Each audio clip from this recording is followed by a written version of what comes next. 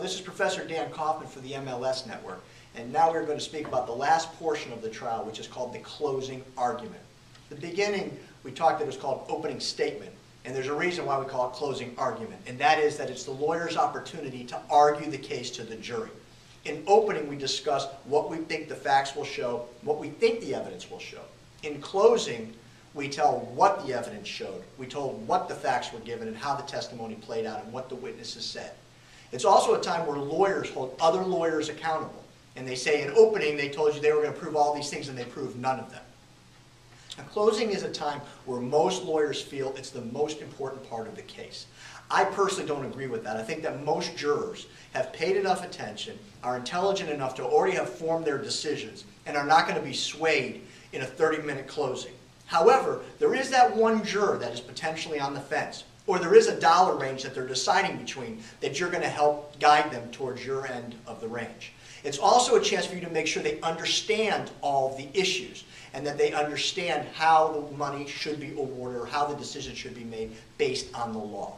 And most judges give 30 minutes to an hour depending on the size of the case. The plaintiff and the defendant, or the state and the defendant, have the same amount of time in order to argue this. The state or the plaintiff generally goes first and the defendant goes second, and then the plaintiff has a chance to do what's called a rebuttal, which is their last chance to get up, look the jury in the eye, and tell them why the defendant is wrong and why they're right.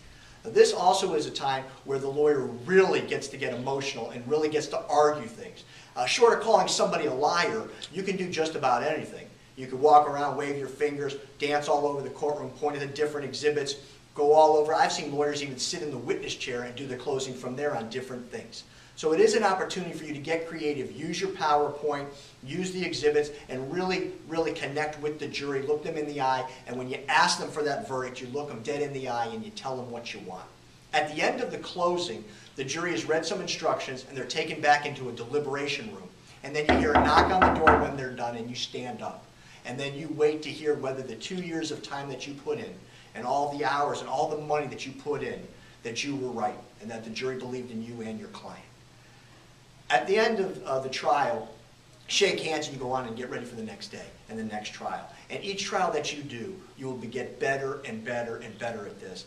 Most of this is preparation and experience.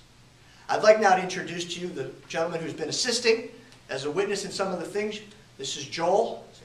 Hello, everyone. This is Professor Dan Kaufman. On behalf of Joel and myself, you're watching Mr. Law School, but you should be studying.